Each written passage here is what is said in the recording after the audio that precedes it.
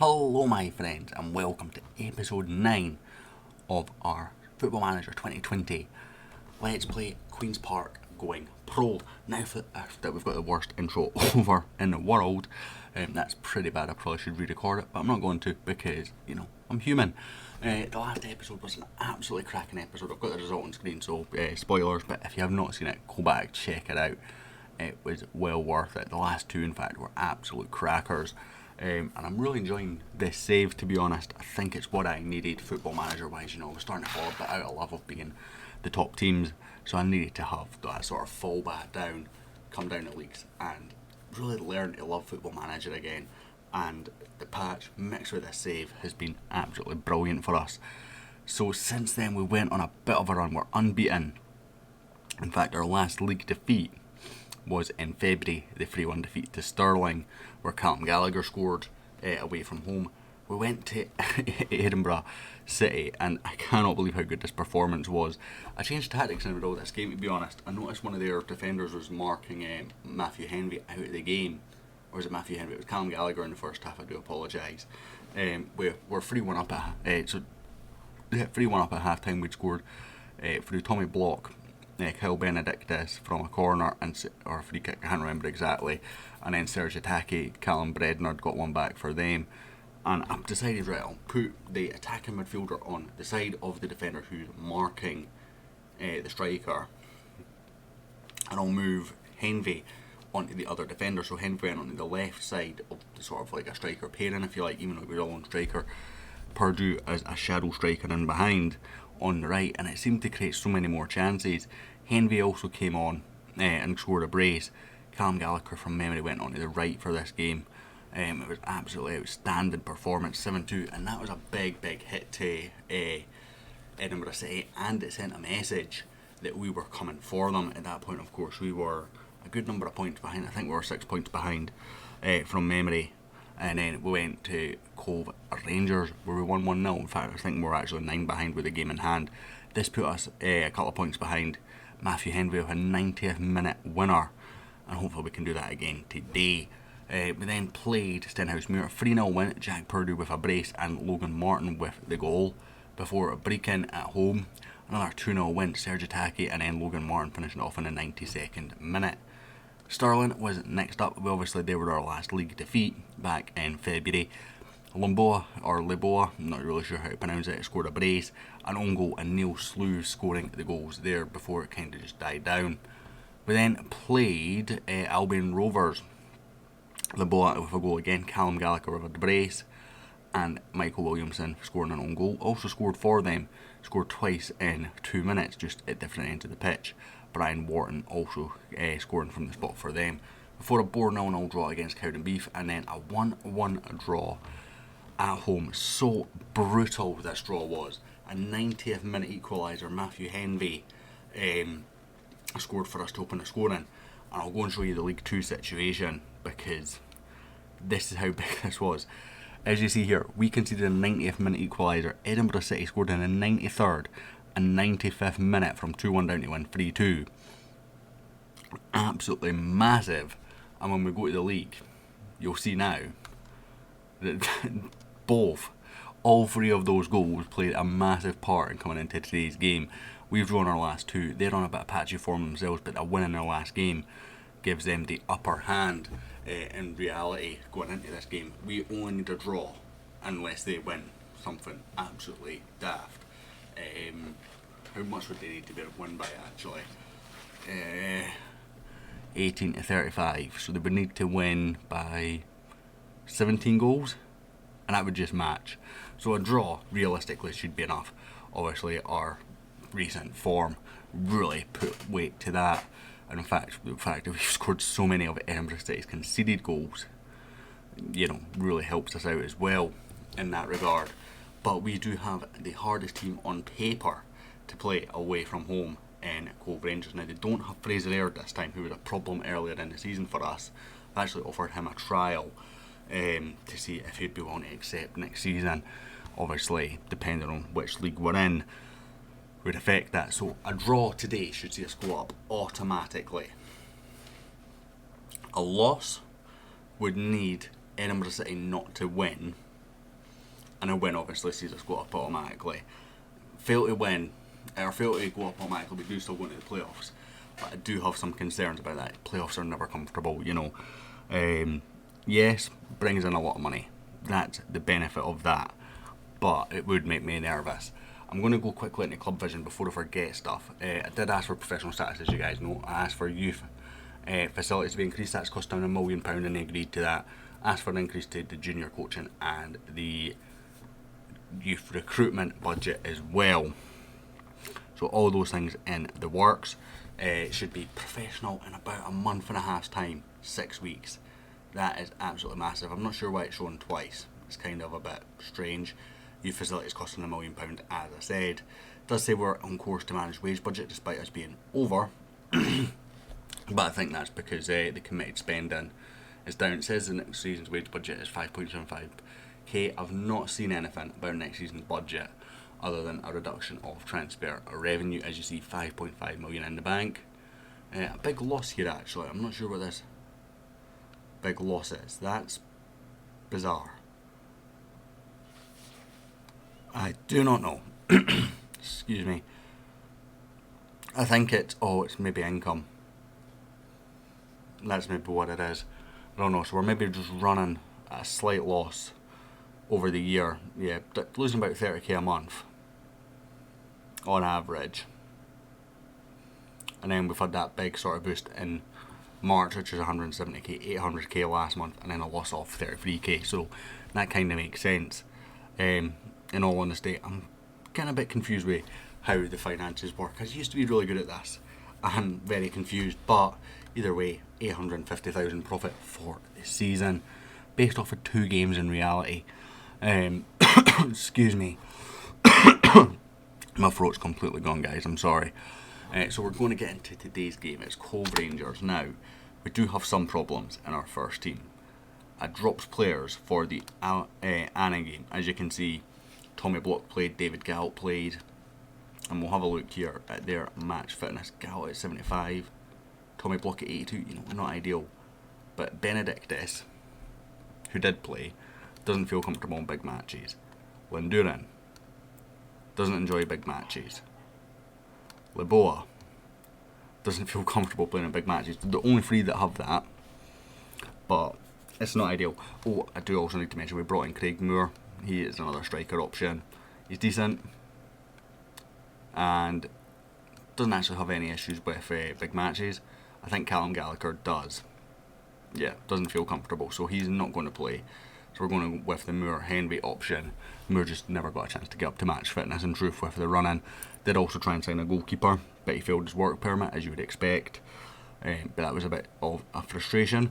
I could bring in Stephen Black, but he doesn't just not enjoy them, he dreads big matches. So in fact, he's not even going to be on the bench. Where's Ewan Smith? Gareth York and Kindlan are both youth intake guys, so I'll cover them probably in the next episode of the end of the season review, the youth intake, but they're both in the first team to cover some mentoring. They're the only 2 that are promoted to the first team because they're the 2 that, 1, can get some mentoring off a decent shooter, and 2, really need it, to be honest. I mean, there's a couple that could use it, but not the same. Benedictus is captain. Oh, God. They look pretty full strength as well. I'm tempted to go with the defensive tactic for this one, or the cup tactic, shall we call it. Show me what you can do. Just, I want to say no pressure, but I don't think that's the right option here. Yeah, come back. Deep line playmaker. I'm not taking too many risks here. Ball winning midfielder. Yep. Benedictus. In fact, not Benedictus because you don't like big matches. You, Mark John Robertson. Keep him out of the game. Play for set pieces. Opposition instructions should already be done. Okay. No, they're not. Mark tighter. Yes, please. What foot are you? Left. So show you onto your right.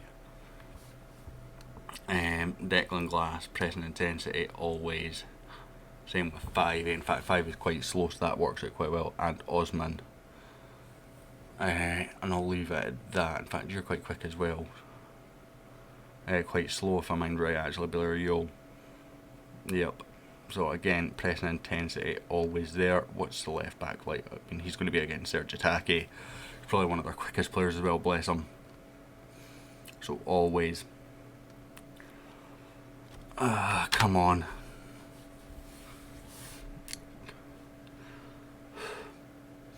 I kind of want this to be the most boring game in the world, and you know, you see the most boring game in the world, because I don't want there to be highlights. 0-0 works for me as Henvey puts it over. He's came onto a game in the second half of the season, Matthew Henvey, to be truthful. In January I was tempted to replace him, and we obviously brought in Callum Gallagher, and that seems to have kicked him on. Linduran with the free kick. He's got low big matches, but King's going to touch it wide. It was going to be miles wide anyway, with the goalkeeper taking absolutely no chances. As Leboa comes across, again another guy who doesn't like big matches, and then Benedictus. It's just like a little trio there. Last 3 players to touch the ball dislike big matches. 69% possession, no, that's good. 72%, 73.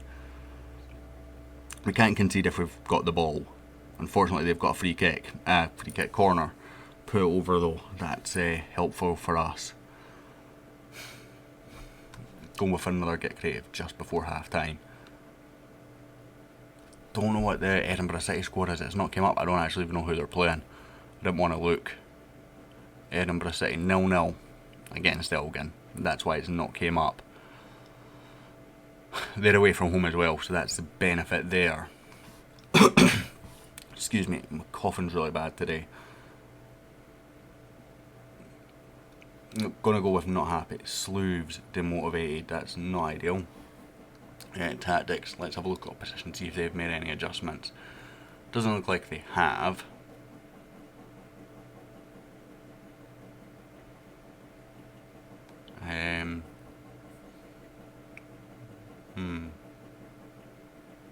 Most red cards. Oh, I wonder. If I can roll you up then. Tackling hard.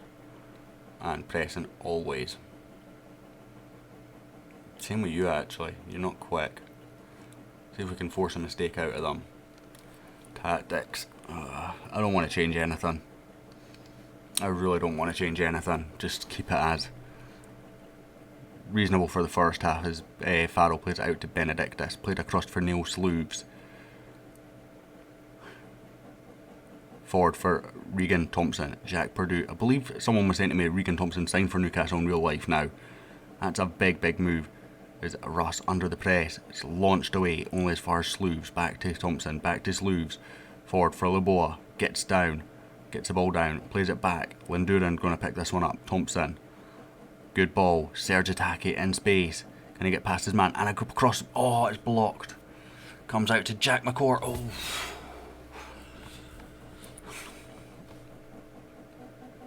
Regan Thompson's picked up a knock. I'm not taking any risk at all in this game. Callum Wilson can come on. He's actually more familiar with that position as well. It looks like we've got a sort of build up from a corner here as it's Jack Purdue to Regan Thompson. Back to Jack Purdue.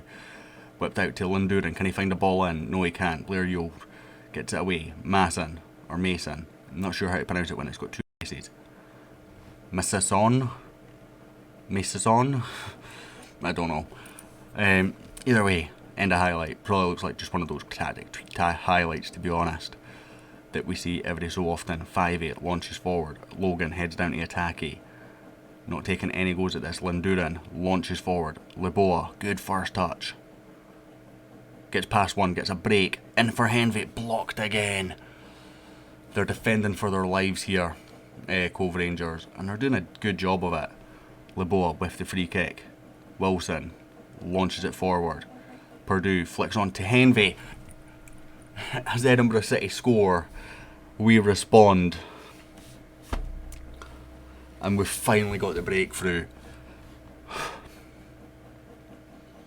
That gives us error room now. We have error room. In fact, Purdue was about a country mile offside. It must have came off one of their heads, because it doesn't give the assist. Yeah, it says Declan Glass intercepted the pass. Oh, Purdue, you didn't become active, you beautiful man. I think contract-wise, everyone sort of played consistently for us this year, apart from Attacky scored. I'm going to give it another few minutes like this before I change things. That's great goal, another free kick goal. We'll bring on Logan Martin. In fact, no, we won't. We're going to bring on Tommy Block for Purdue. Bring Block back, play Linduran up there than now, because when I change things, that's going to work out better. Purdue to Wilson. Launches forward to Laboa. Purdue crunch down with probably what's going to be his last touch of the game.